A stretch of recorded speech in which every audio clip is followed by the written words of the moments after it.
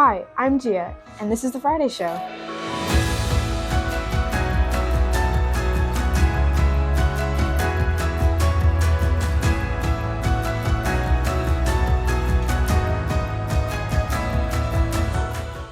This will be our last episode for the semester.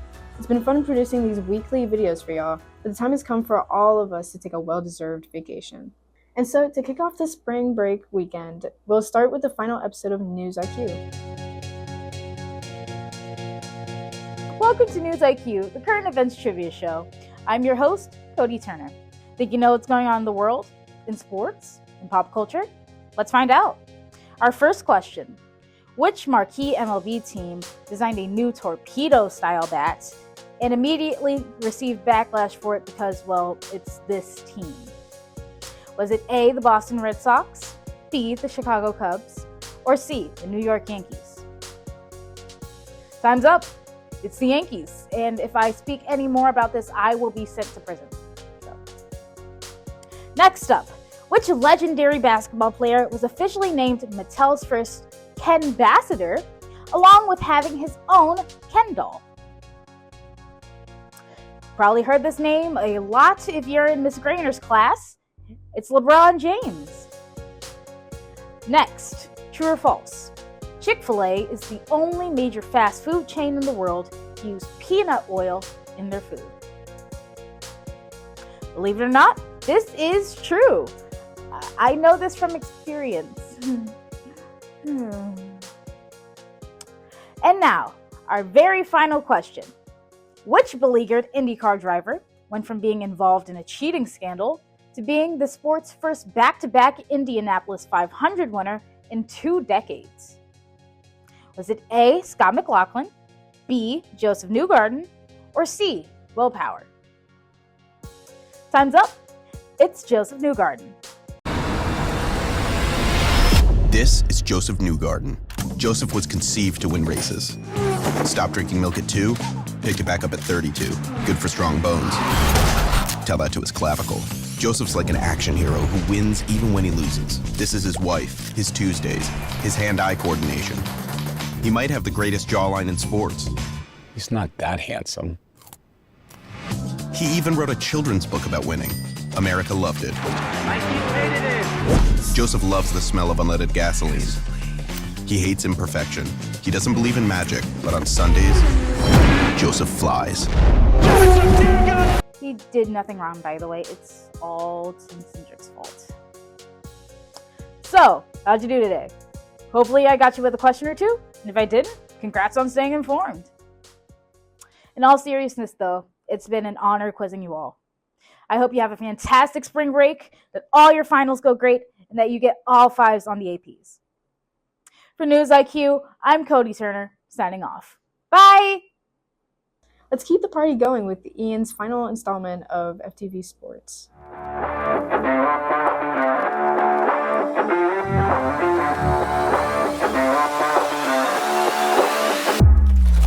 Good morning, Falcons. Spring break is here, and with that comes the final sports talk of the 2024-25 school year. The girls' flag football team is 3-1 and has 2 more games left this season. They play games at East Jefferson, so let's all go support them. The boys' baseball team is coming off a big win against John Eric and has 3 games left this season before the postseason. The softball team will close out their season against Noma, and even though they're on a slow stretch right now, we know that they will finish the season strong. That's it for sports this week. As the school year comes to a close, let's show out for our fellow Falcons.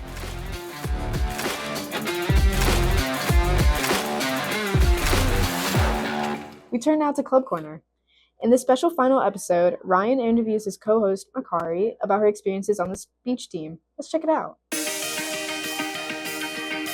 Welcome to our last episode of the Club Corner. This is episode 5, the finale. We're here with Makari with the Speech and Debate Club. Hello, everybody. All right. So, Makari, can you tell me a little bit about speech and debate? Yeah, of course I can. So, hi, everyone. As you know, I'm Makari Williams, the co-president of Benjamin Franklin Speech and Debate team. And I have been on this team since my sophomore year. I took the speech and debate class freshman year with Ms. Garrison, who is one of our sponsors, along with Ms. Fontenot. And basically, we compete in tournaments, local in the city. So we compete at schools like Jesuit, Dominican, so-and-so. And then we do state, which is always usually in Lafayette. So basically, it's just a bunch of categories that we all compete in. It's not just debate, it's also speech. I am a part of the speech side. Used to do debate, but I do dramatic interpretation and original oratory now. Okay, so in speech and debate, you talked about, all of the tournaments and everything like that. So how were the tournaments, especially like for you as a Black woman? How are the tournaments for me as a Black woman? Yeah. So I wouldn't say that I'm the DEI hire because I'm not. This is like way before DEI was like popular. But basically I would say that doing speech and debate for me as a Black woman really did help me find my voice, like in all seriousness. A lot of because I talk a lot, and in a lot of spaces that I find myself in, it's not very acceptable to like be so outspoken and I guess dramatic in the way that I am, because I also used to do theater. So basically, I guess performing and doing all of these pieces really allowed me to channel all of my passions for I guess politics, pop culture, media, everything in general. I'm able to put everything that is me out into the world, into channeling it all into something that's so big and so appreciated. Okay, just double checking. You're in the speech part of speech and debate, correct? Yes. So how have you placed in these tournaments that you have been in, and what is your personal experience with these tournaments? Because I know one of your experiences with the tournaments when you were in Lafayette. I was gonna ask how did that go, and how can you speak on that? So basically the experience that Ryan is alluding to is the time that I was competing, I think about 2 months ago. And my piece for original oratory basically is where you write a 10-minute speech, you memorize it, and you perform it. So my piece was about the Jezebel trope, which is a stereotype about the promiscuous and sexual Black woman and how it impacts us in everyday society. And I gave that speech in, a very conservative area, which is right outside of Lafayette. So I found that my pieces usually do way better than when they're in New Orleans or I guess national tournaments, opposed to just regular local tournaments, because one of my judges was wearing a Trump hat and so. So I guess it's obviously you have to come to the terms with everything that you do isn't going to be everyone's cup of tea, and that has nothing to do with how I place has nothing to do with how I did. It probably could have just been I had a bad judge one time, or they just weren't feeling it, and I take that. I don't let it really change how I see myself or my piece, because I know wholeheartedly how I feel about it, and I just keep putting it forward and keep going again. And I got first place in my tournament right after that, which was local. So I'm not saying that New Orleans is the safe space, but it kind of is, because we are one of the few blue cities in a very red state. Yeah, there's state really not the best. Shout out to Baton Rouge Shreveport too. Amen. Yeah, so if you're really interested, I would say join Speech and Debate. You'll have a great time. You'll have energetic people like Makara. I know this is her senior year, but you'll have people like her to go and lift up your spirits and have real competition and make some friends, make some memories while you can. And then I say that's about it. Have a great day. And that's it for our senior shows. I want to give a big shout out to Cody, Ian, Ryan, and Makari for their work on FTV this year. It's been fun working with y'all. I wish you the best of luck in college next year. Next up, we go to Franklin Focus with Lux. Thanks, Gia. For our last Franklin Focus of the year, I want to talk about clubs, specifically how to start a new club and all the things that go into it. This is a topic I, for one, have firsthand experience with. I founded the Irish Culture Club this year, which studies the history and culture of Ireland, including and especially its history of resistance to genocide. I found that most clubs at Franklin start with the same basic components: an idea, a leader, a sponsor, a Google Classroom, and a flyer in the Daily News, which is sent out by Ms. Payton nightly. But from there, every club is different, and every club leader faces different challenges. We interviewed 3 students who started new clubs this year to find out what they did, how they did it, and what they learned along the way. My name's Isabel, and I'm a senior. I started the photography club. My name is Pierre Garcia. I'm a senior at Benjamin Franklin. Yeah, my name is Peckham. I'm also a senior at Franklin. We made Fishing Club. I basically just wanted it to be a club where people can come and take pictures and indulge in photography if they wanted to. I didn't want it to be a serious thing, really. Because we go fishing sometimes, so if we implement it in a school way, we could go fishing with friends or new people, make new fishing friends, and it'd be fun. I had been a member of a couple of clubs, but I never really started anything, and I didn't have any leadership positions, so it was kind of nerve-wracking a little bit to do it. But that's also why I wanted to create a club, was to get experience with that type of thing. I hadn't been in any clubs. I think you were in a club. He was in a Fortnite club. I don't know if it was. But I kind of like the way our school does it. It's really interesting, and like it enables like community, like not bonding, but almost like a way to kind of establish yourself in the school. And it makes little, like communities of your interests. I had to make an idea for the club, and then I told my friends, and I was like, hey, would you guys join this thing? And they was like, yeah. It was just like after school meetings. And then I asked Mr. Cavalier to be my sponsor, and he said yes. And then I just had to basically plan out what the meetings would look like and what type of things the club would actually be doing. In the last club meeting, it was the first actual after school meeting. So I went over a little bit about aperture, because I thought that would be like a little thing that people can learn about photography that's not too hard.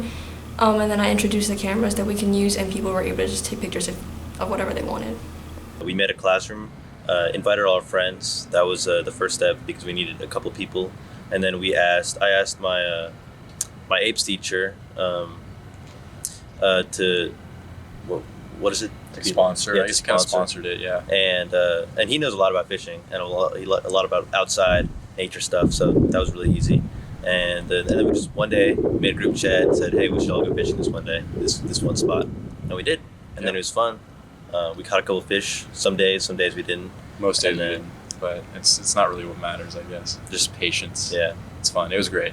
I guess the only thing that I really had was just trying to figure out if we could use the cameras, because they were obviously the photography classes cameras, so we didn't just have access to cameras like that. So I had to ask the photography teachers to make sure that we could use them, and then make sure that everyone in the club was actually using them correctly and was following all the expectations for them. Organizing was very difficult. People getting everybody has a different schedule, right? No one was able to do it on the same day, so we were only getting half the answers. It wasn't working for us at first, so eventually we just kind of took that loss and did only take half the people. But it was really difficult for us to get the entire group chat, to be able to go in one day. But otherwise, there's not really that many problems. You just have to kind of be willing to change whatever you have said. Nothing's set in stone. So we just have to be able to, be flexible. And that's about it, really. I think a piece of advice would just be to see if people would be interested in joining it, so that you can actually get people to join for the clubs besides friends. And even if you don't have people join it that you don't necessarily know, it would be fun anyway if you do it with just your friends. Get another person to help you out. Ask a teacher maybe that you think would be interesting. Get your friends to join a Google Classroom and make a poster. If you want to send that, you can get it on the news page. And be interested in whatever club you're doing. Don't just let it hang, you know what I mean? Yeah. Make it interesting and nice. Make sure you actually like what you're making a club. Don't just do it for the sake of it. For our final clip, here's a video by the Digital Storytelling class, the group that relaunched FTV last fall and made all of this possible. Welcome to the arena. Happy Hunger Games. And let the odds be ever in your favor.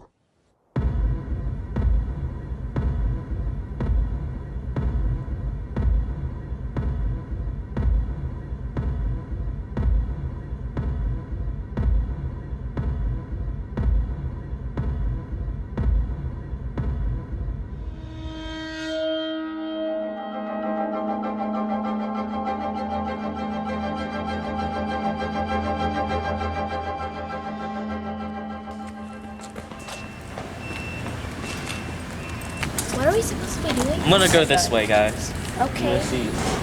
When we started, I really hated the idea of the Hunger Games. They shouldn't be taking these innocent children away from their homes. I'm really excited for this Hunger Games. I've watched basically every single Hunger Games. I've been training all my life for this. I'm gonna win this, honestly. First time I heard about the Hunger Games, I thought it was a baking competition. I baked brownies every year for 10 years at my church competition, and guess who won? Me. I cannot actually believe I'm here. My sister was always super into it, and she watched it every year, obsessed. But I never really paid attention. I have no idea what's gonna happen. I'm just hoping that I make it out alive. But I do know that if you just hang out and let everybody else deal with each other, then you don't even have to do anything.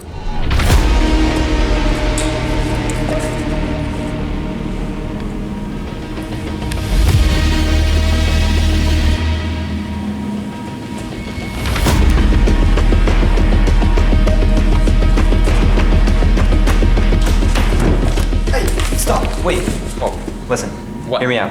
Why are we here? To kill each other for a game show. We don't have to do that. What are you talking about? What if we try to get out? That's impossible. No, it's not. We just have to work together. Hey guys! Y'all live so fast.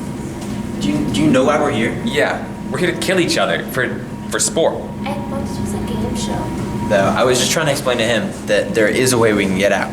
The gates over there are not exactly the strongest, and I think if we try, then we can make it out. Sounds good with me. Look, nobody's ever done what this guy's suggesting, but it might work. I'm kind of skeptical, but if we can all make it home alive, that'd be pretty great. I'm so excited for this. I'm gonna be honest, I don't think I was gonna escape. They're all gonna get themselves killed, but I mean, whatever. So, here we are, y'all. This is like the least guarded spot. It's like super electrified though. There's no way anybody can touch that. Guys, I got the solution. No, what are you doing? What is this? Trust me. You get it? Do No. you get it? No. Guys, come on, this is common sense. The rubber counterfeits the electricity from the gate. So like if he climbs with those on his hands, then he won't get electrocuted and we can make it out. That's actually the stupidest plan I've ever heard. It's stupid, but it might just work. You know what? I'll push you up there. Just when you're over there, grab the rope, throw it over, and we'll climb straight over, and we'll be out here free. All right, let's give it a shot. All right, Noah.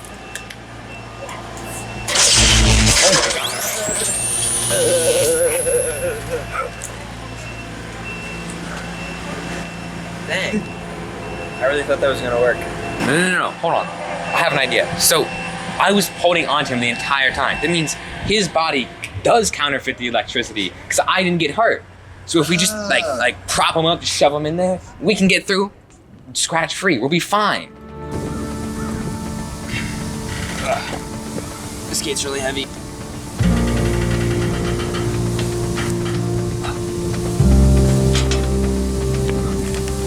Guys, I think it's working. Come on, come on.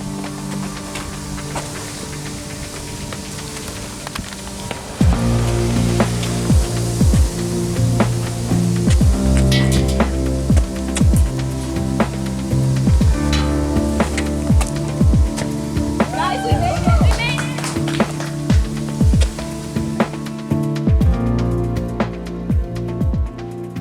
I want to thank all of our segment producers, camera operators, and everyone else who worked on our shows this year. For the Friday show, I'm Gia. Have an excellent spring break.